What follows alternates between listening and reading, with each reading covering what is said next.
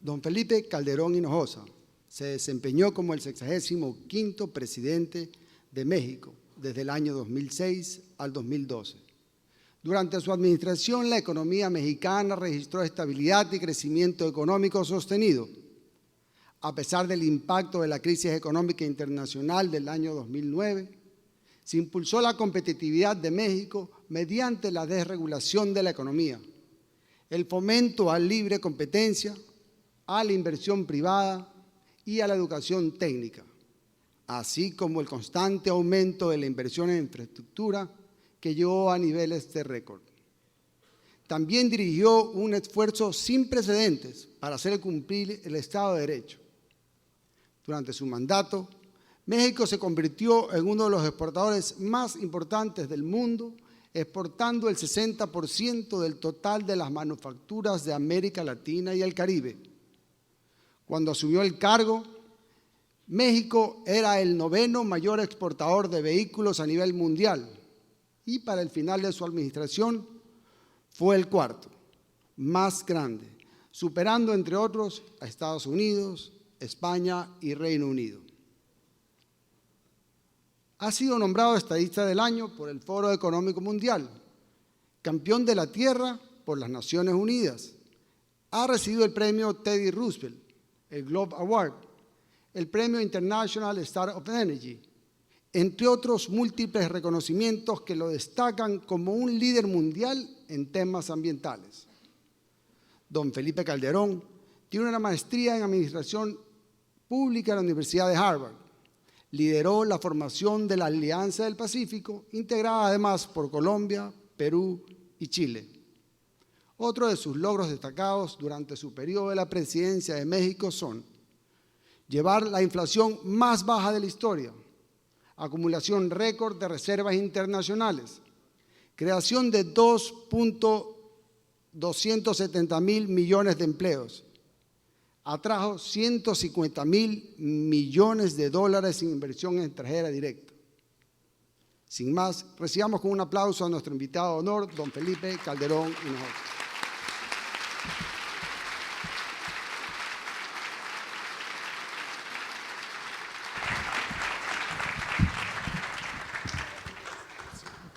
Gracias, muy amables.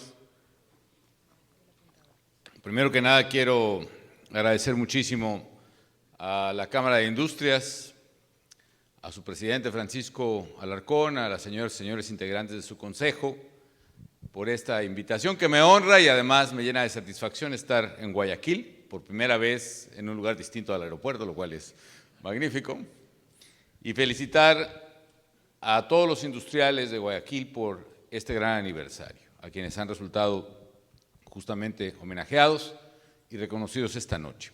Quiero felicitar al presidente, además, por un excelente discurso que ha sido valiente, claro, firme y que corresponde al enorme liderazgo que estoy seguro la sociedad ecuatoriana reclama de sus líderes. Así que felicidades.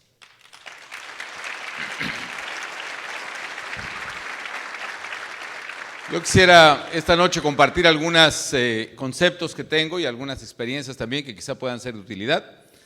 Y me parecería muy importante además el que, desde luego, de hacer la reserva de que no todo puede ser comparable igual entre países. A mí me tocó vivir una experiencia, a usted le toca vivir otra, pero creo que todos podemos aprender unos de otros. Lo primero es, quiero empezar por esta idea que tenemos. ¿Qué es lo que explica el desarrollo de los países? ¿Qué es lo que explica verdaderamente que una nación pueda avanzar y pueda desarrollarse? Creo que esta pregunta nos la hemos hecho miles de veces, millones de seres humanos quizá, y ha habido todo tipo de respuestas. Hay quien cree que la geografía es lo que determina el crecimiento de los países, su desarrollo. Puede ser cierto. Hay quien afirma que no, que es la cultura, ¿no? Si correspondemos a una educación, por ejemplo, una cultura más calvinista, todas las tesis de Max Weber acerca de la cultura del trabajo, del calvinismo, por ejemplo, respecto de una cultura menos disciplinada en otras religiones. O bien depende de la capacidad de los gobernantes, qué tan formados están los gobernantes o no. Hay quien dice también que la prosperidad depende de los recursos naturales. Y la verdad es que habemos muchos países, entre ellos México, estoy seguro que Ecuador, que hemos sido benditos con enormes recursos naturales, y eso no necesariamente ha determinado la prosperidad de nuestros países. Y otros, recuerdo a mis compañeros, por ejemplo, en la maestría de Singapur, que me explicaban que cuando Singapur le fue declarada forzosamente la independencia, no tenía nada. No tenía no solo petróleo y ni siquiera tierras fértiles, no tenía ni siquiera agua potable. Y a pesar de ello, Singapur se convirtió en menos de medio siglo en una de las naciones más poderosas y desarrolladas del mundo. Yo prefiero tomar una tesis entre las muchas que hay de estos autores americanos, Acemoglu y Robinson, que en un libro muy interesante que se llama ¿Por qué fracasan los países?, dice que la prosperidad en realidad depende de las instituciones, y no me refiero ni a las dependencias gubernamentales ni a las burocracias. Él lo define instituciones como las prácticas que se siguen en una sociedad. ¿De qué manera resolvemos nuestros problemas, ¿no? ¿Cómo acostumbramos a enfrentar nuestros retos? Y él divide las prácticas de la sociedad en dos tipos. Las prácticas o las instituciones extractivas y las instituciones incluyentes. Y entre las extractivas, pues como su nombre lo indica, son aquellas que extraen, que sacan la renta de los demás, ¿no? Ahí tenemos los monopolios, por ejemplo, los monopolios privados, sí, pero también los públicos. Tenemos, por ejemplo, los sindicatos rentistas. Tenemos también, desde luego, las burocracias pesadas, excesivas, para las que trabaja toda la sociedad. Tenemos también el crimen organizado, es una forma de extracción de rentas de los demás. Y básicamente es eso. ¿Cuáles serían las instituciones incluyentes? Yo las definiría antes de mostrar algunos ejemplos como estas. Los sistemas de instituciones incluyentes son aquellos cuyos incentivos económicos están alineados para premiar al que trabaja, al que invierte, al que ahorra, y en consecuencia puede disfrutarse del trabajo, de la inversión y del ahorro que se realiza en libertad. Las instituciones incluyentes entonces son la propia propiedad privada y su respeto, la libertad económica, la libertad de invertir, de decidir, de comprar. La seguridad personal es desde luego una manera de disfrutar, es un incentivo poderoso para poder invertir y realizarse.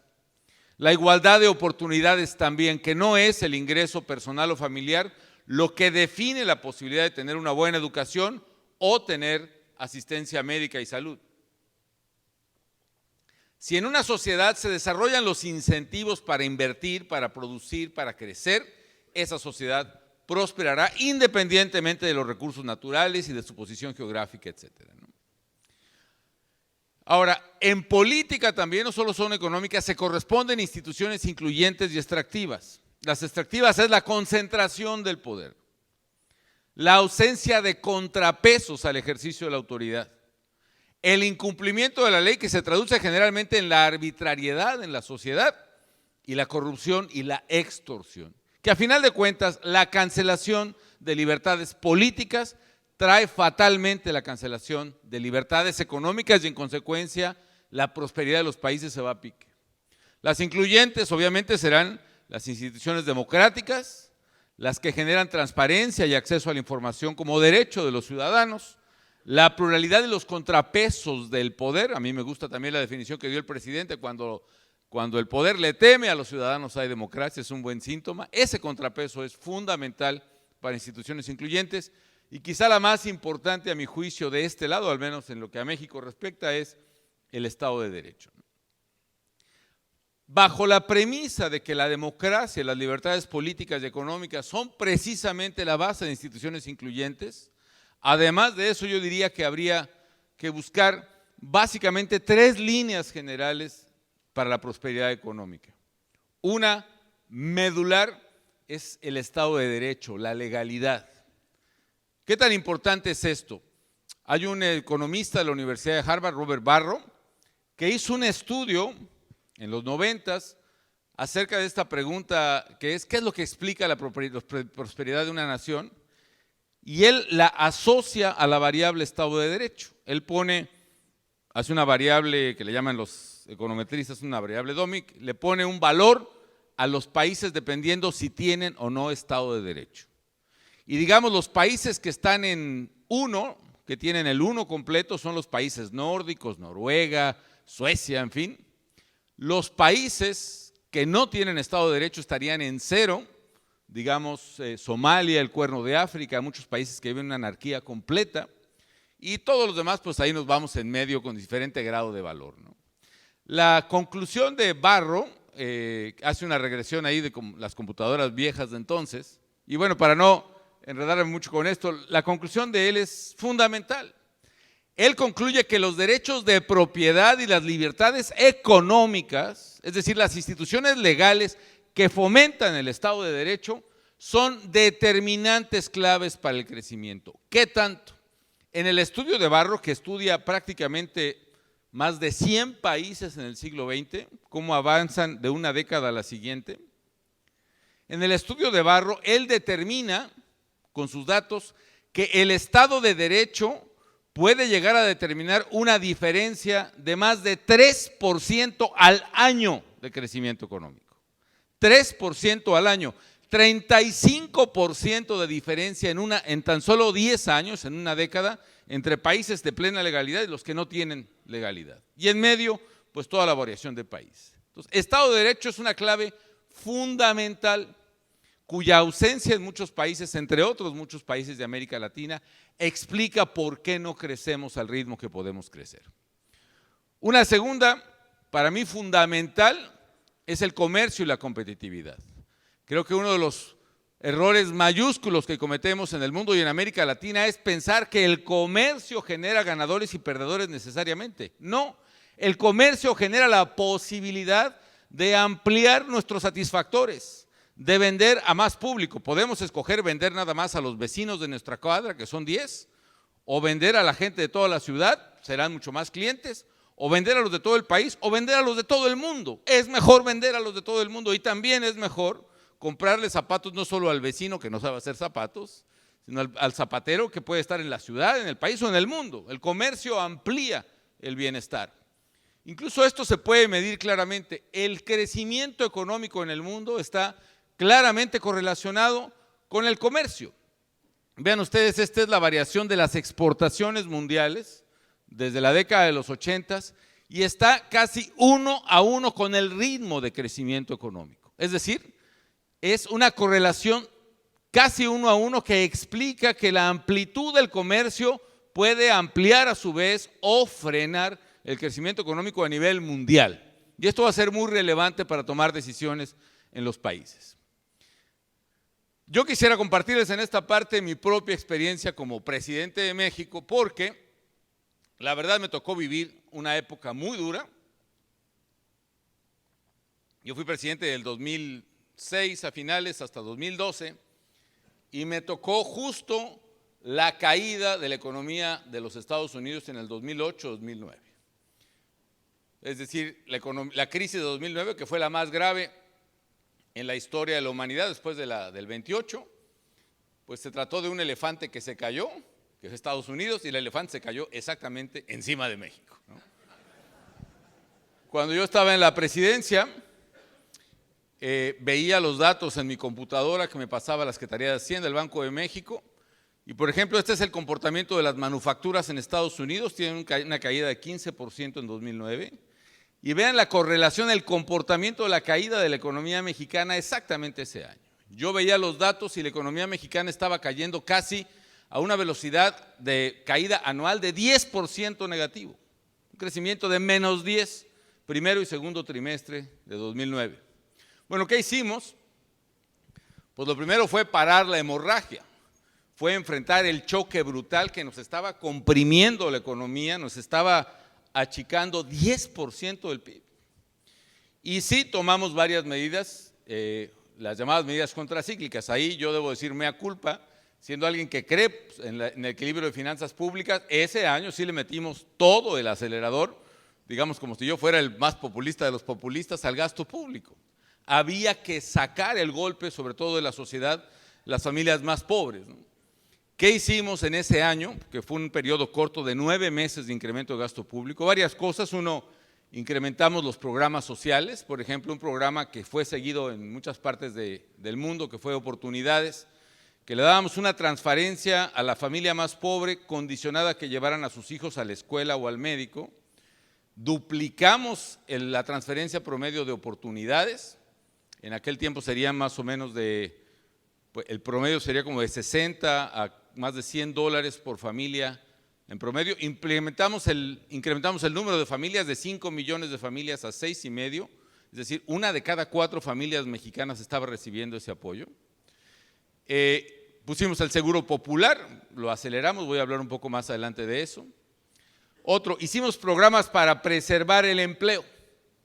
Por ejemplo, 2 ejemplos muy rápidos, en la industria automotriz y todas las industrias de exportación a Estados Unidos, llegaron las cámaras, la México-Americana, la Cámara Industrial, etcétera, y el pronóstico eran tan graves las ventas, la caída de ventas a Estados Unidos, que iban a cerrar la mayoría de empresas, y eso iba a lanzar a la calle a más de 500,000 de trabajadores formales en México en un año.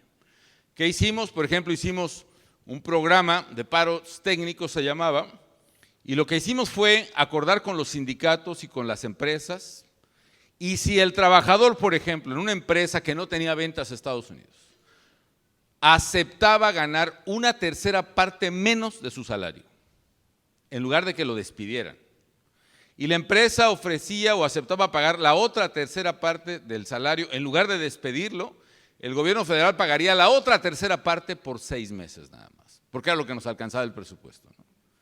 Hubo otras cosas, estoy viendo que uno de los patrocinadores son mis paisanos de Mave, esta empresa de electrodomésticos, muy buenos por supuesto, los mejores, ¿no?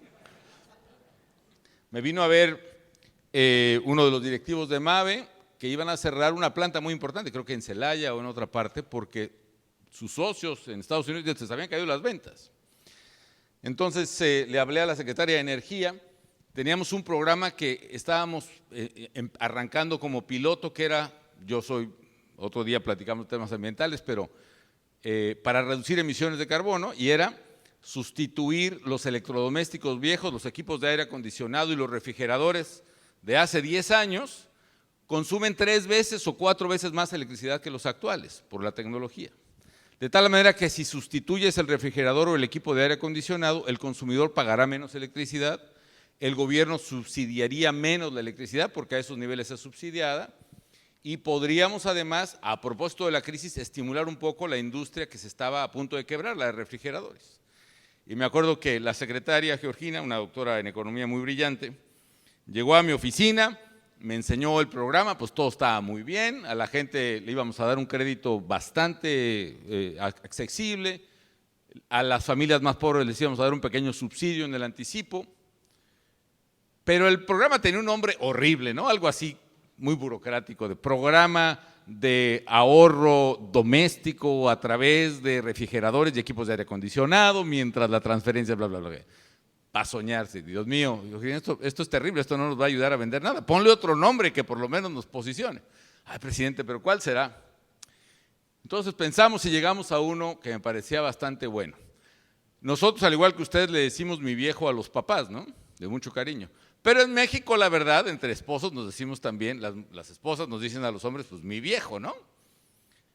De cariño, a veces, ¿no?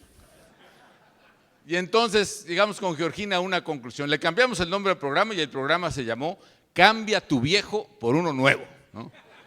Y resulta que vendimos en el programa casi 2 millones de equipos electrodomésticos, con lo cual Mave y otras empresas, LG y otras, pudieron levantarse en aquel momento. Entonces le metimos ingenio y le metimos muchos recursos al programa.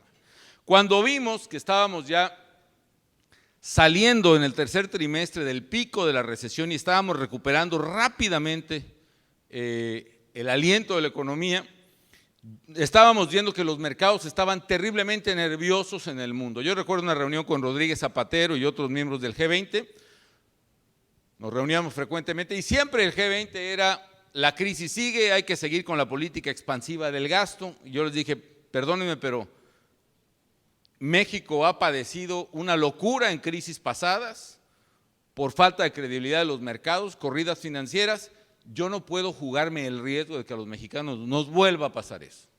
Y nosotros vamos a terminar las políticas expansivas, traemos un déficit que lo hemos incrementado muy fuertemente y lo vamos a cerrar como podamos y hasta donde podamos. Y todavía me acuerdo que Rodríguez Zapatero me dijo, oye Felipe, pero la crisis sigue, tienes que seguir con el programa. Digo, ya no puedo más, presidente. Pues nosotros vamos a seguir. España es un país fuerte, una economía con una enorme credibilidad, Europa es una zona muy sólida. Bueno, pues que te vaya bien, adiós, adiós, ¿no? Nosotros empezamos a marcar señales para cerrar el déficit muy fuerte.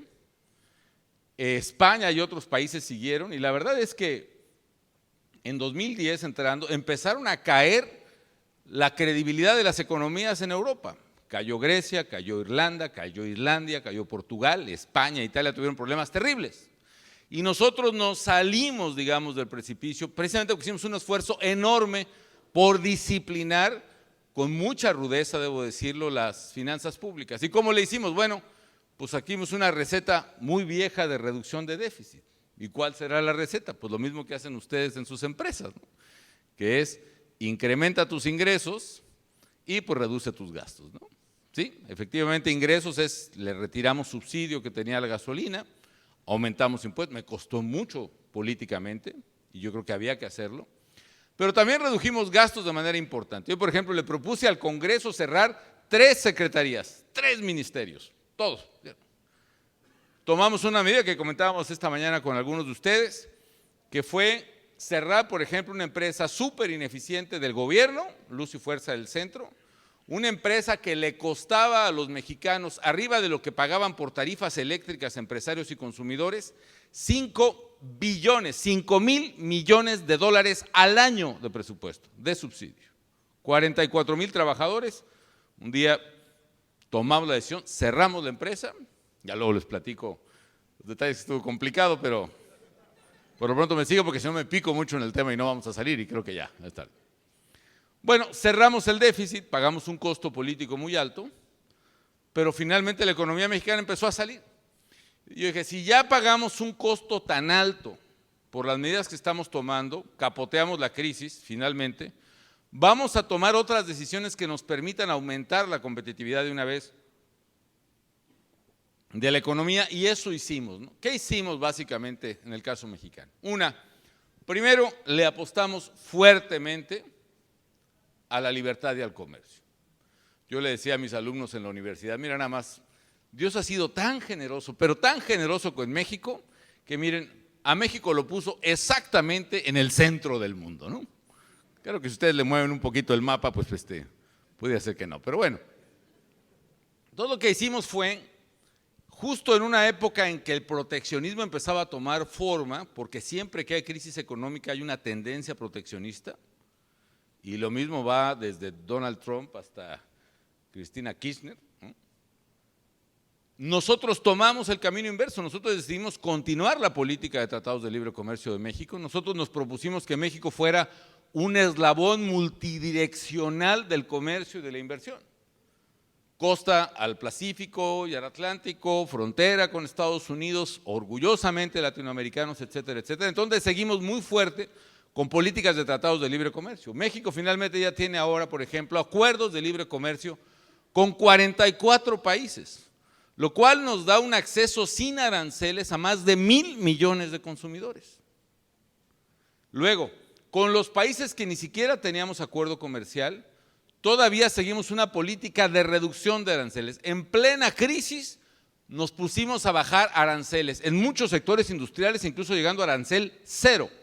Y debo decirles, algunas cámaras empresariales en México, asustadas y un poquito escandalizadas, y alguna de ellas mandó una carta al Congreso diciendo, por favor, ya no le aprueben ningún acuerdo comercial al señor presidente, ¿no? Pero la verdad la estrategia tenía una lógica impresionante. ¿Por qué razón? En este mundo global, amigas y amigos, el comercio mundial no es de productos finales. No es el teléfono celular o el coche lo que se comercia. Lo que se comercia es el insumo. Si tú cierras el comercio, restas productividad a toda tu industria, porque le restas la competitividad de sus insumos. Un ejemplo importante para nosotros. Vean el caso automotriz. Estos son datos de 2013. Las importaciones de México, el 75% de las importaciones automotrices no son coches, son autopartes, por decirlo así. Son componentes, son insumos, son productos intermedios. y solo el 25% son productos terminados. 15% el coche y 10% son bienes de capital.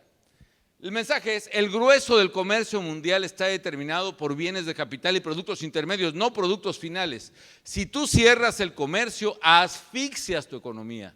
Si tú abres el comercio, potencias tu industria, la vuelves competitiva. Y mi lógica era, véngase usted, señora, a invertir y armar su coche a México y tráigase, no me importa, el motor de Japón, tráigase el arnés de Filipinas, tráigase el sistema eléctrico de Honduras, tráigase los espejos de donde quiera, pero el coche lo va a armar acá. Y por eso les quitamos todos los aranceles y funcionó la estrategia. ¿Qué otra cosa hicimos? Invertimos fuerte en infraestructura y la inversión en infraestructura fue con una apuesta medular al sector privado. Así como mencionaba el presidente que hay asociaciones público-privadas y acaba de aprobar la ley, apostamos muy fuertemente para eso. Como no teníamos presupuesto, hicimos un fondo de infraestructura, un fondo de inversión, y lo capitalizamos incluso con carreteras que tenían fuente de pago, que tenían caseta, digo la palabra prohibida, las privatizamos, las pusimos en manos del sector privado, concesiones de 25 o 30 años. Una sola carretera, por ejemplo, entre Guadalajara y las cercanías de la Ciudad de México, nos dio 4,000 millones de dólares colocados en fondos de inversión y fondos de pensiones en el mercado financiero del mundo. Y con eso capitalizamos el fondo y nos pusimos a hacer más carreteras. Por ejemplo, este es el mapa de las carreteras en México cuando yo tomé posesión.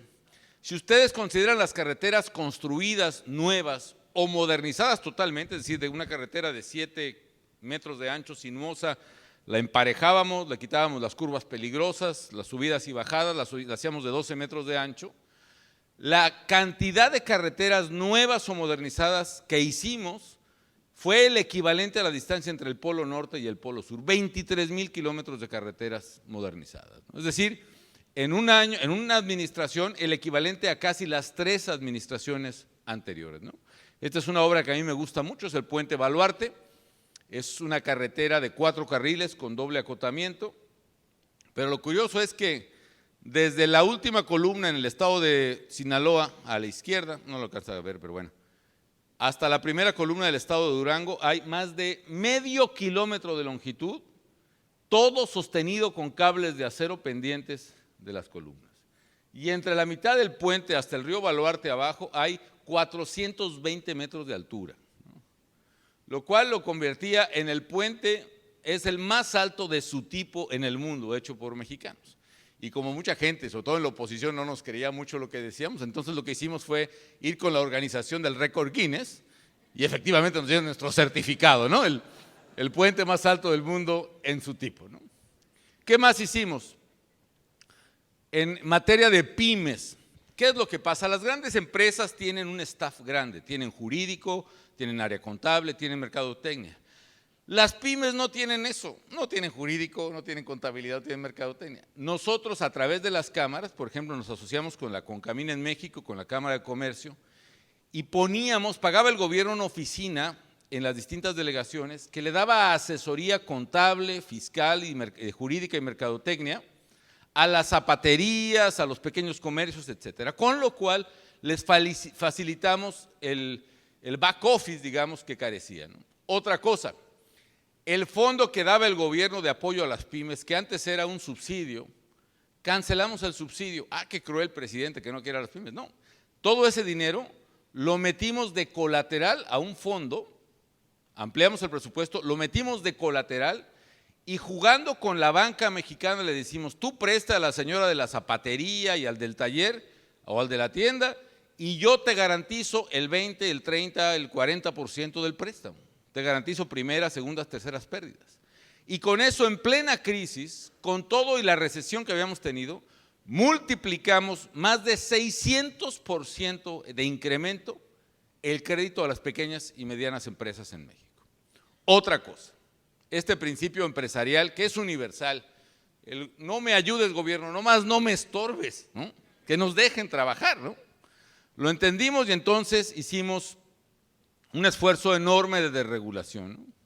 Por ejemplo, para abrir una empresa, había que ir primero a la Cancillería a pedir permiso, a solicitar el nombre. ¿Saben ustedes por qué la Cancillería tiene que intervenir en el nombre de las empresas y en el permiso? Pues nadie lo sabe en México tampoco, pero que tienen que ir, ¿no? Entonces lo que hicimos fue, y luego había que ir a Hacienda a registrarse, el software del Seguro Social, por ejemplo, que cobra, y el software de Hacienda eran incompatibles. Y lo que hicimos fue hacer una plataforma digital que se llama tuempresa.gov, que en la oficina del notario podías hacer los trámites de todas las dependencias federales que tardaban hasta 6 meses en solo 2 horas en la oficina del notario en la computadora. Entonces redujimos el promedio de 58 días para abrir un negocio en términos federales a tan solo 9 días. Otra cosa, hicimos un concurso entre la gente que se llamó el concurso, la pregunta era, ¿cuál es el trámite más inútil del gobierno? ¿No? Y bueno, hubo como 4,000 participantes, ¿no? Ganó, me acuerdo, esta señora que se llama Deyanira Velázquez, una paciente del Seguro Social, que para tomar una medicina que se llama gamma-globulina necesitaba 8 autorizaciones, incluyendo la de la firma del subdirector del Instituto Mexicano del Seguro Social. Pues quitamos con eso no solo este trámite, sino cientos de trámites. De hecho, eliminamos 16,000 regulaciones del gobierno, casi la mitad de las reglas del gobierno federal. Otra cosa, bueno, le metimos muy fuerte a la gente, y la otra tesis de la prosperidad es, si tú pones un muchacho que pueda educarse, ya será su oportunidad que la aproveche o no. Lo que tienes que emparejar es el terreno para que la gente pueda salir de eso. Entonces le invertimos muy fuerte, primero a salud, por ejemplo. El seguro popular, lo que no estaba cubierto por el Seguro Social, empleo formal, o por el ISSSTE, empleados de gobierno, les dimos un seguro a la gente que le cubría médico, tratamiento y medicinas para un cuadro, una serie de cuadros de asistencia de salud enorme.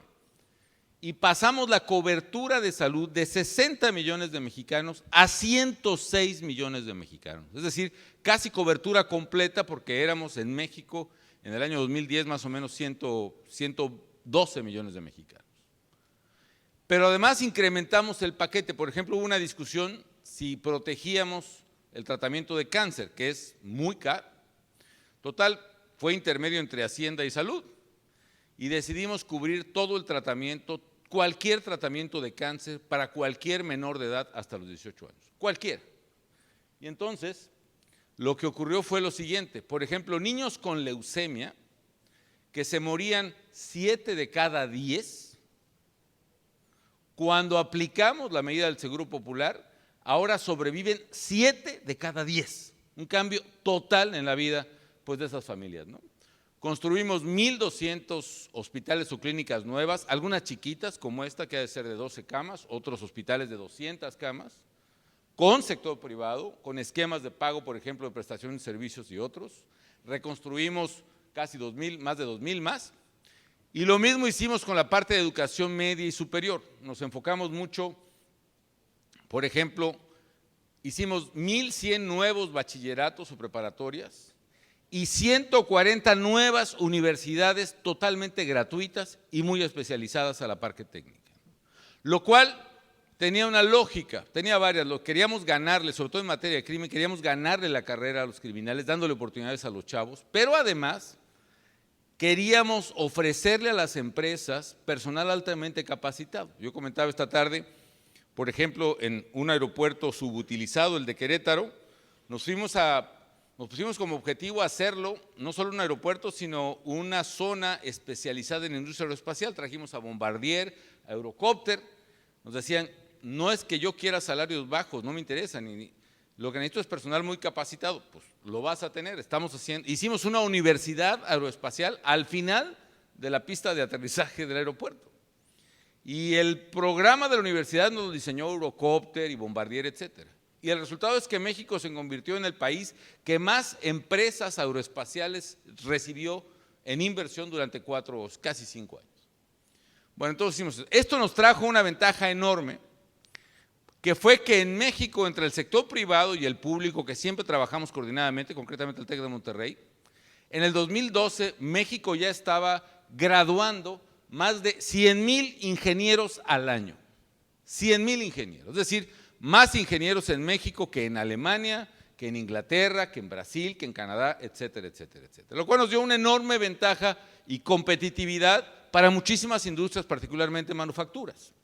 Algunos resultados rápidamente fue en materia de competitividad, en el índice, en el Doing Business, que es del Banco Mundial, nosotros avanzamos 20 posiciones, del 73 al 53 en 6 años. Atrás ustedes pueden ver los BRICS llamados, con los que competíamos, Rusia, China, Brasil, etcétera, se fueron quedando más rezagados. México se convirtió realmente en una potencia manufacturera. Nosotros ya estamos exportando más del 60% de todas las manufacturas de América Latina y el Caribe, incluyendo pues, Brasil. En materia de coches, que lo mencionaban en la generosa introducción que me hicieron, México era el 9º exportador de coches cuando entré a la presidencia. Al salir ya éramos el 4º exportador mundial. En plena recesión pasamos a España, Inglaterra, a Estados Unidos y estamos muy cerca de pegarle ya al nivel de exportación de Corea. Hay, por cierto, empresarios ecuatorianos muy valientes y con una enorme visión que están invirtiendo en el sector automotriz en México y le está yendo muy bien, además, ¿no? Bueno, otra cosa, aquí se ve el golpe brutal de la recesión americana en las barras rojas. Pero luego la economía mexicana empezó a crecer con mucho mayor estabilidad por los cambios. De hecho, 2010, 11, 12 y casi 13, estuvimos creciendo a un ritmo de 4.4% en promedio. Y tuvimos una expansión de 16% de la economía en esos 3 años.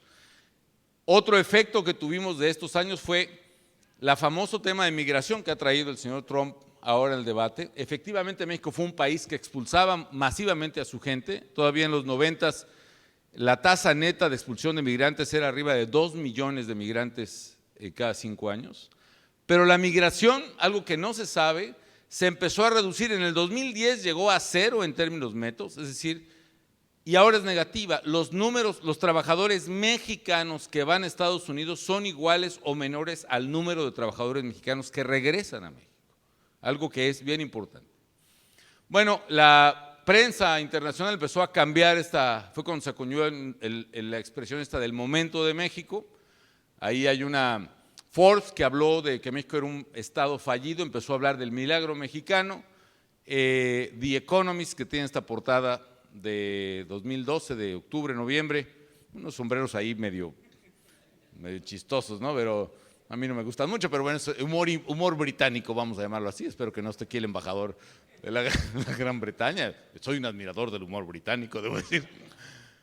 Pero habló del crecimiento, del rise of Mexico. Bueno, entonces México pudo transformar eso y creo que se puede aplicar a muchos países, incluyendo a muchos países en América Latina. Rápidamente, porque me pidieron que abordara este tema, lo voy a hacer rápido. ¿Cómo están las cosas ahorita y qué podemos hacer? Primero, hay un gran jugador en América del Sur que es China, porque América del Sur en general es un gran exportador de commodities, es un gran exportador de materias primas y China se convirtió a partir del año 2001, y voy a decir por qué, en el gran comprador de cosas. ¿Cómo está China en este momento? Bueno, China, por ejemplo, este es el dato de crecimiento oficial de su economía, 6.9% anual, que todavía es muy alto, pues que ya quisiéramos todos crecer así. Sin embargo, algo está pasando con las cifras oficiales chinas. Si hacemos un indicador espejo, por ejemplo, que hacen algunas calificadoras, y mezclamos varias variables, por ejemplo, la carga ferroviaria, la demanda de electricidad en China, la producción de acero y la producción de cemento, entre otras, hasta el año 2012 se comportaba muy parecido al crecimiento chino que decía el gobierno. Pero es muy curioso, por ejemplo, que en el año 2015 el crecimiento de empleo formal en China, incluso en cifras oficiales, fue menos de 1%. ¿Cómo te explicas una economía que crezca 7% y su empleo no crezca? Si ustedes siguen este indicador espejo, compuesto de varias variables públicas, para sacar un proxy, digamos, algo aproximado al PIB, lo que veremos es que en realidad probablemente la economía china está creciendo, sí, pero quizá 3 puntos menos que lo que dicen las cifras oficiales. Vean, por ejemplo, la producción de cemento. La producción cayó más de 5% en 2015. ¿Cómo puede ser compatible con una economía que crezca 7%? Y lo mismo la producción de acero. y otras variables que nos están dando así. Esto tiene un impacto brutal en Latinoamérica, en Ecuador, en Brasil, en Argentina, en Paraguay, en Bolivia, etcétera, por la composición de su economía. Esta es portada de The Economist también, cuando creímos que era la década de América Latina, cuando pensábamos que ahora sí vamos a salir adelante, que esta era la nuestra, ¿no? Y sí, había economías, bueno, Brasil yo me acuerdo que era así el niño modelo del salón, ¿no? Todo estaba bien, en fin. Pero ¿qué pasaba? Primero, el perfil de nuestras economías. Si dividimos muy rápidamente en dos tipos de países, por ejemplo, los países del Mercosur, si ustedes observan, el 72% de Brasil, Argentina, Paraguay, Uruguay, son exportaciones de materias primas, desde combustibles y minerales hasta productos agrícolas, 72%. En cambio, los países de la Alianza del Pacífico, México, Colombia, Perú y Chile, más de la mitad somos de manufactura, más de la mitad de exportaciones de manufactura. Obviamente, cuando China entra, donde está ese círculo rojo es cuando China entra a la Organización Mundial de Comercio, cuando Estados Unidos lo admite como partner, digamos, como comercio mundial, pues China se vuelve, tiene un boom enorme, crece y crece y crece, es el principal exportador, es el principal importador, ¿está bien? Y eso empuja el precio de los commodities, el precio de las materias primas. Esta es la variable de materias primas, digamos, de la primera década del siglo. Y todo el que vende petróleo, todo el que vende soja, todo el que vende ganado, todo el que vende oro, todo el que vende cobre, se vuelve un ganador. América del Sur crece por este boom chino de materias primas, de commodities, porque exporta el 72% de eso el Mercosur. ¿Qué pasa? Cuando viene la crisis en 2008-2009, también China tiene un rompimiento de su ritmo de crecimiento económico. Hay un cambio importante y el crecimiento económico chino, que sigue siendo importante y con algunas dudas en cifras oficiales, como he dicho, su caída provoca la caída también del precio de las commodities. Y eso determina en buena parte la suerte de muchos países de América del Sur. Un ejemplo o dos. Este es el comportamiento del precio de commodities que acabo de describir. Vean ustedes en la línea azul cómo se comporta el crecimiento de Brasil. Viene casi igual que el precio y se cae dramáticamente. Y esto se exacerba porque esto es toda la economía incluyendo su materia prima. Pero si vemos solo la industria de Brasil, lo que encontramos es que lleva 31 meses. Va a cumplir casi 3 años seguidos en recesión. Lo cual habla de la falta de competitividad de esa industria que siguió un modelo protegido con aranceles y barreras no arancelarias. Estos son, ya mencionaba el presidente Alarcón, el comportamiento de Ecuador. México en estos años, por ejemplo, creció y subió 9 posiciones, es el 51 en el ranking del Foro Económico Mundial. Brasil cayó 25. Ecuador empezó a subir al principio, pero como ya dijo el presidente, cayó 17 lugares, 15 lugares, digamos, el año pasado, y sigue una tendencia de pérdida que puede ser peligrosa en el Global Competitiveness Index. Eso trae consecuencias enormes que conocemos, lo que está pasando en Venezuela, lo que pasó en Brasil, lo que sigue pasando. Este es el comportamiento para el Ecuador también, otra vez la gráfica de precio de los commodities, y el comportamiento de la economía ecuatoriana, si bien no tiene la misma correlación, claramente está siendo arrastrado por este fenómeno que puede tardar muchos años en corregirse. ¿Qué es lo que hay que hacer, en mi opinión? Tiene que haber una diversificación enorme hacia otras áreas de la economía. Luego hay un pequeño vecino que tenemos nosotros que también está dando mucha lata en este momento. Tuvo unas elecciones muy complicadas y este señor Trump pues, ha dicho unas cosas terribles, ¿no? Aunque claro, se moderó y dice que quieren terreno común y no hostilidad y asociación y no conflicto. La verdad es que si Trump cumple todo lo que dijo, entre otros cancelar el NAFTA, ¿qué puede pasar? ¿No? Lo que estamos haciendo ahí en la fundación que presido, que hacemos análisis de política pública, es en el escenario pesimista, si Estados Unidos abandona el TPP y el Tratado de Libre Comercio, si Estados Unidos impone barreras tarifarias y no arancelarias, básicamente lo que va a haber es un gran problema para México y otros países. Es decir, caen las exportaciones, caen los trabajos, cae la moneda, la inversión extranjera, cae el PIB. Si el escenario es menor, si se modera, pues de todos modos vamos a tener un impacto importante en la economía. De hecho, ya lo están pronosticando algunas calificadoras y bancos. Redujeron este mes la tasa de crecimiento esperado para México de 2 y pico a 1 y pico, digamos, en general. Pero también están reduciendo la tasa esperada para Estados Unidos, ¿no? De hecho, el Citigroup, por ejemplo, antes de las elecciones pronosticaba que una victoria de Trump podría causar una recesión global, y eso es posible, todavía es posible que ocurra, y creo que hay que evitarlo como dé lugar. En el análisis de Moody's, por ejemplo, están estimando de aquí al año 2019, en Estados Unidos nada más, un escenario con una pérdida de 7 millones de empleos americanos, si Trump cumple, entre otras, con su promesa de cancelar o de cerrar el Tratado de Libre Comercio. A lo que voy es esto, queridas amigas y amigos, y voy a cortar aquí porque ya estamos muy tarde, muy noche. Hay un problema muy importante con la visión proteccionista que cunde en el mundo, y es una visión que es de izquierda y de derecha, ¿no? Lo mismo es el señor Trump, que gobernantes latinoamericanos, decía yo Cristina Kirchner, otros, en fin, que consideran que tener déficit comercial es una especie de pecado mortal, pecado original, ¿no?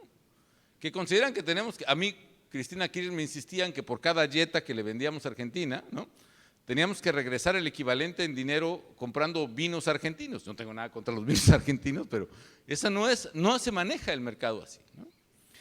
¿Qué países pueden estar susceptibles a un cambio de política en Estados Unidos? El más afectado va a ser México, definitivamente. Tendremos que actuar con mucha sagacidad, con mucha rapidez, con mucha valentía, como México honestamente ha actuado frente a Estados Unidos en pues, más de 150 años de historia con ellos. Pero también Ecuador, casi 40% de las exportaciones de Ecuador van a Estados Unidos. Aquí hay un problema que hay que verlo antes de que sea demasiado tarde, ¿no? Como estrategia yo lo pienso para México, yo creo que se aplica. Con China, por ejemplo, China que ahora aparece y dice yo pido mano en el TPP. El TPP era una estrategia de Estados Unidos para sacar a China del comercio del Pacífico. Era Estados Unidos y 11 aliados, no estaba mal. Pero China dice, se va el señor Trump del TPP, ahora yo juego. Si esto va a ser así, tenemos que hacer algo para cambiar el comportamiento de China, porque ojo, China puede comprar mucho, pero China, como tiene un gobierno intervencionista, como el gobierno es socio de la mayoría de las empresas que juegan, las empresas chinas no quiebran. Pequeña diferencia, no hay reglas de determinación de precios de mercado, lo cual hace que para que no quiebren las acereras chinas, por ejemplo, pueden poner el precio del acero lo más bajo que quieran, un verdadero dumping, quebrar a todas las acereras del mundo y seguir vendiendo ellos. Tiene que hacerse, si se va a meter China, si Trump se cierra, que va a meter a Estados Unidos en problemas, y China aparece como jugador, hay que hacer una estrategia para que China permita que se reflejen precios de mercado dentro de su propia economía. Con Estados Unidos, evidentemente, hay que defender el comercio, hay que jugar con las empresas americanas, son ganadoras del libre comercio. El 40% de nuestras exportaciones a Estados Unidos son de productos con insumos americanos.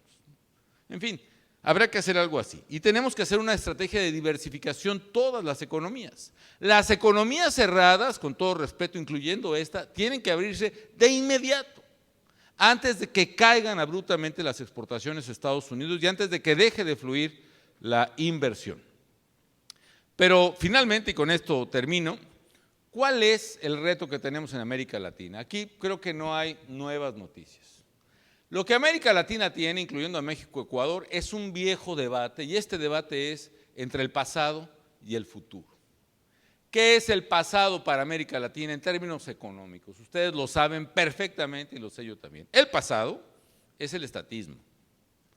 El pasado es el Estado como el gran empresario que interviene todo y por todo.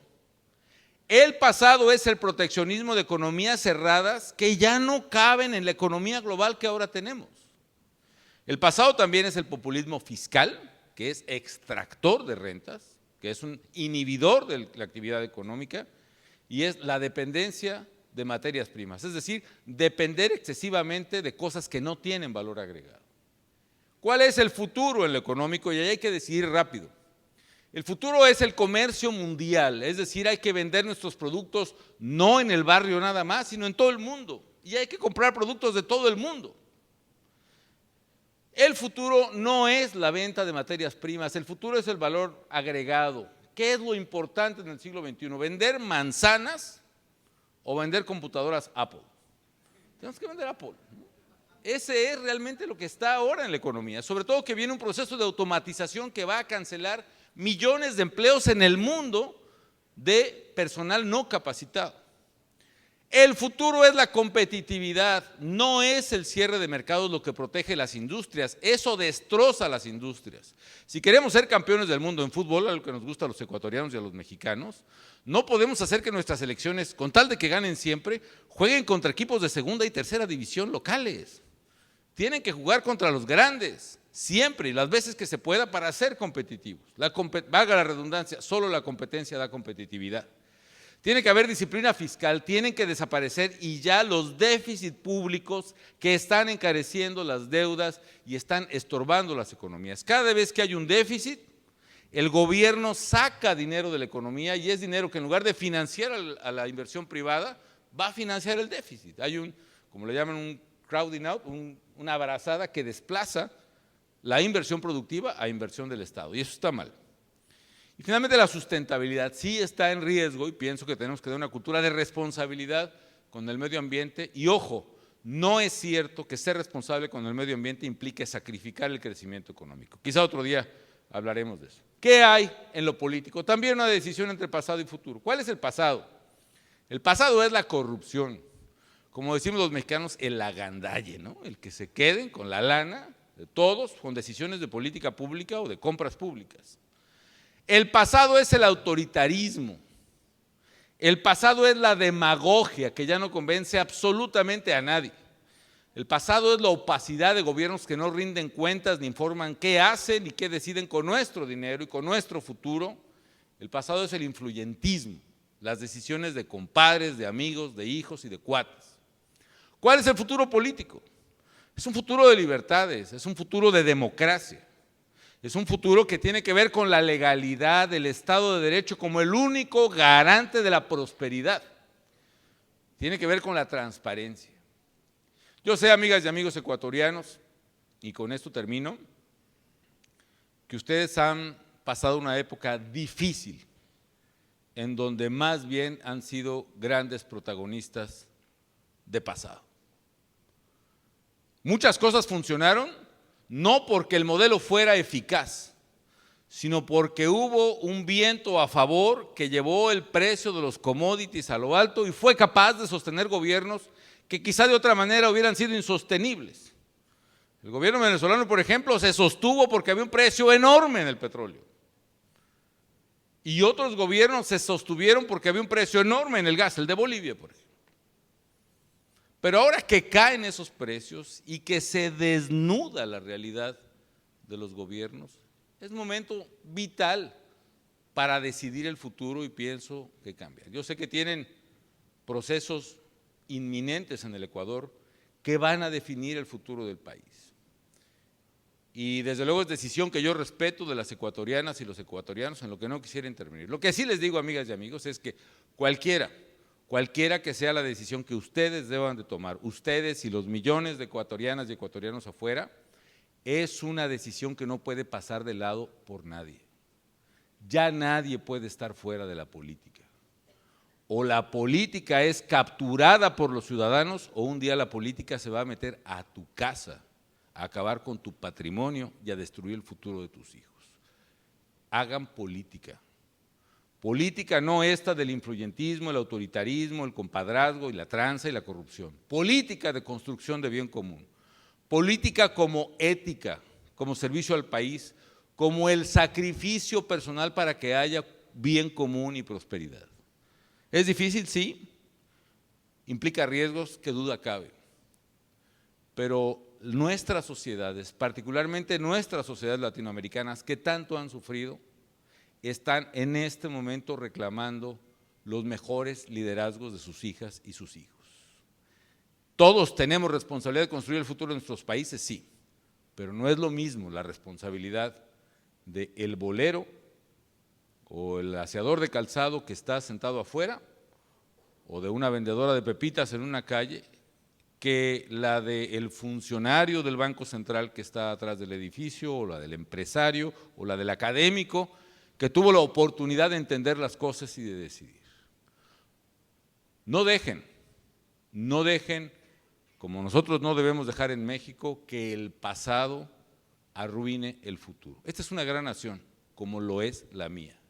Y si ustedes se deciden, estoy seguro que más pronto que tarde, para Ecuador y para México, vendrán días más claros, tiempos mejores y futuras generaciones estarán agradecidas de haber tomado estos momentos con la responsabilidad y la seriedad que implica el momento. Muchas felicidades a la Cámara de Industrias y que haya muchos, muchos años más. Muchísimas gracias.